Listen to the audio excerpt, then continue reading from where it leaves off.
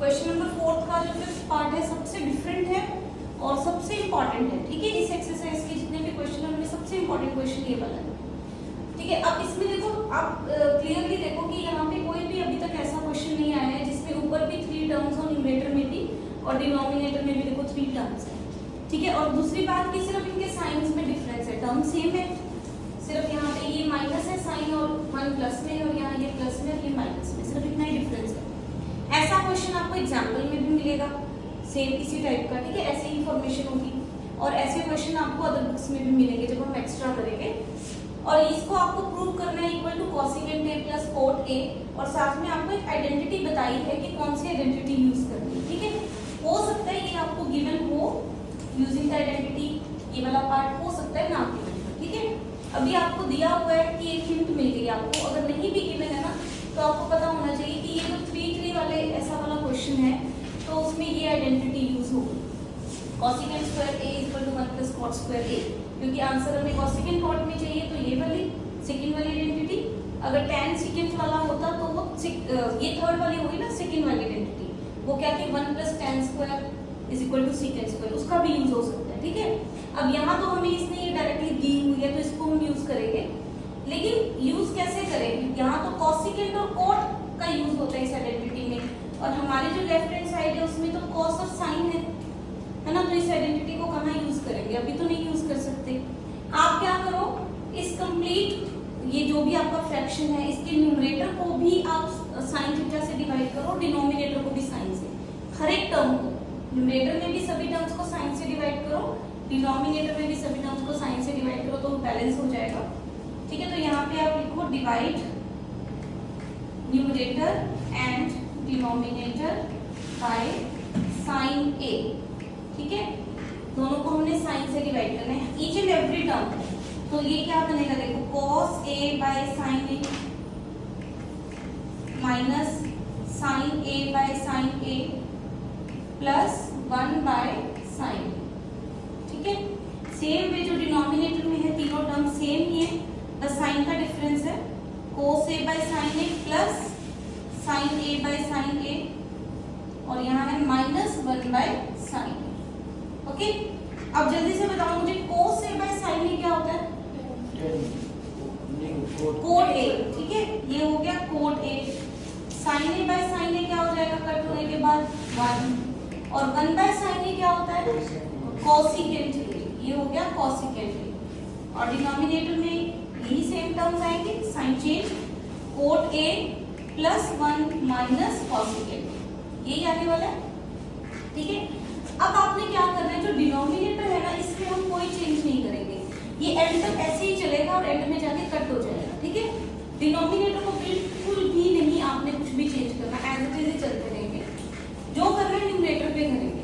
अब न्यूमरेटर में हमें ये आइडेंटिटी यूज करनी है, cosecant square equal to 1 plus cot square, तो कोसेकेंट स्क्वायर की वैल्यू भी नहीं पुट कर सकते क्योंकि कोसेकेंट है, कोसेकेंट स्क्वायर तो नहीं है हमारे पास, ना ही कोट स्क्वायर की वैल्यू पुट कर सकते क्योंकि कोट है, कोट स्क्वायर नहीं है।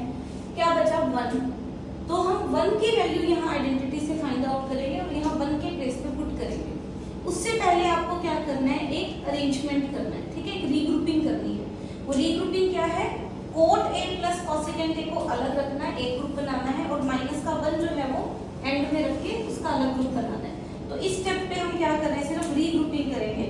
रीग्रुपिंग कैसे करनी है, कोट ए प्लस कोसेकेंट ए को सेपरेट कर दो, ठीक है, और माइनस का ये जो 1 है इसको सेपरेट एक ब्रैकेट में डाल दो। ठीक है, सिर्फ रीअरेंजमेंट किया और कुछ नहीं किया, और डिनोमिनेटर में ये as it is cot A plus 1 minus cosecant A. Okay, अब नेक्स्ट स्टेप में हम क्या करने वाले हैं, यहाँ पे हम इस आइडेंटिटी का यूज करने वाले हैं, इस आइडेंटिटी से 1 की वैल्यू फाइंड आउट करेंगे। ठीक है, आपके पास आइडेंटिटी क्या है, आपको जो गिवन आइडेंटिटी है वो है cosecant square A is equal to 1 plus cot square A. Okay, अगर 1 को एक साइड में रखें और कोट स्क्वायर ए को वहां ले जाएं तो उसके अकॉर्डिंग 1 की वैल्यू क्या आएगी आपके पास, कोसेकेंट स्क्वायर ए माइनस कोट स्क्वायर ए। ठीक है, कोट स्क्वायर ए वहां जाके सब्ट्रैक्ट हो जाएगा, तो 1 की वैल्यू क्या आएगी, कोसेकेंट स्क्वायर ए माइनस कोट स्क्वायर ए। ये वैल्यू आपने पुट करनी है, put this value of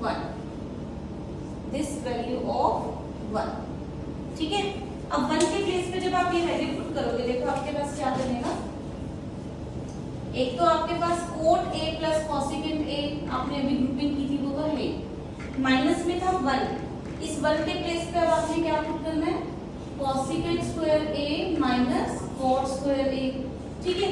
denominator को तो कुछ करना ही नहीं है, जैसे था वैसे का वैसा एज इट इज लिख दो, coat A plus 1 minus cosecant A, okay.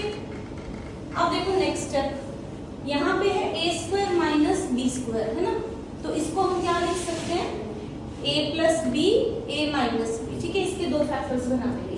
ये एज इट इज चल रहा है, इसको हमने कुछ नहीं करना, cot a plus cosecant a is as it is, ये a square minus b square है तो यहाँ आइडेंटिटी लगाएंगे a plus b into a minus b, okay. और अगेन डिनोमिनेटर को मैंने पहले ही आपको बता दिया, इसको एंड तक आपने कुछ नहीं करना, ये एज इट इज ही चलेगा और एंड में जाके कट हो जाएगा, ओके। आप देखो, आप ध्यान से देखो कि ऊपर जो है वो दो टर्म्स है, सिर्फ 2 टर्म्स है। एक टर्म तो है ये वाली जिसमें a की फैक्टर है cot a plus cosecant a, एक टर्म है ये, इसमें 2 फैक्टर हैं, एक है cosecant प्लस cot, एक है cosecant माइनस cot, ठीक है।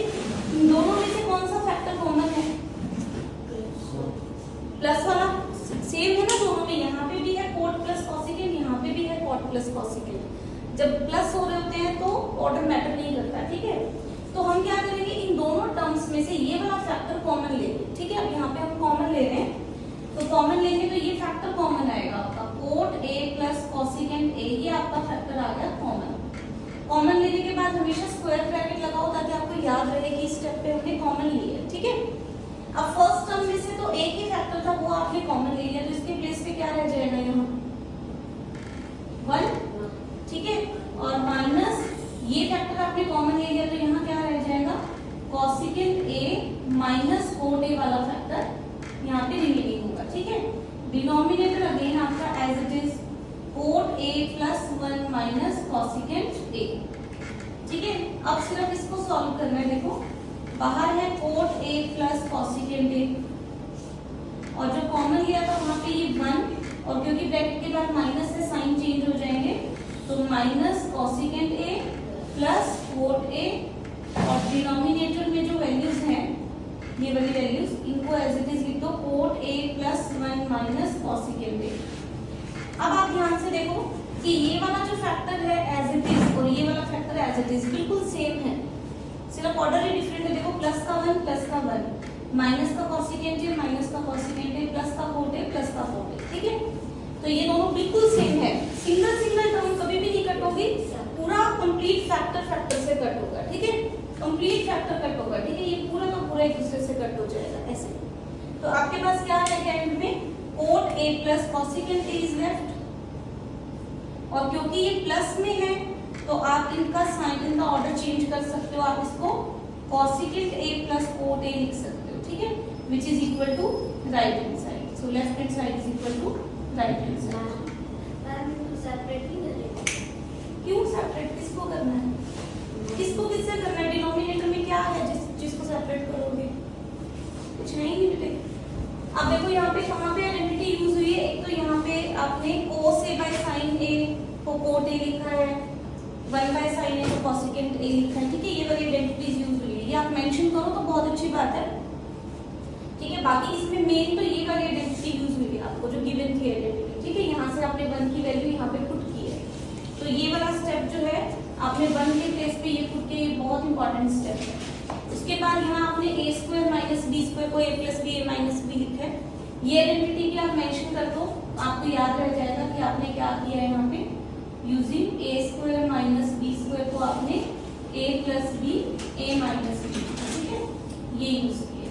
इसके बाद आपने यहाँ कॉमन लिया है, इसको आप एक मतलब मार्क ही कर लो कि जहाँ पे आपने कॉमन लेना है वहाँ स्क्वायर ब्रैकेट लगाओ, आपको भी धीरे धीरे अपने ही क्वेश्चन देखने में ना इजी लगेंगे, कि आपको पता है कि यहाँ अगर स्क्वायर ब्रैकेट लगाइए तो दैट मींस इस स्टेप पे हमने कॉमन लिया होगा, ठीक है। भूलोगे नहीं आप लोग भी बार बार।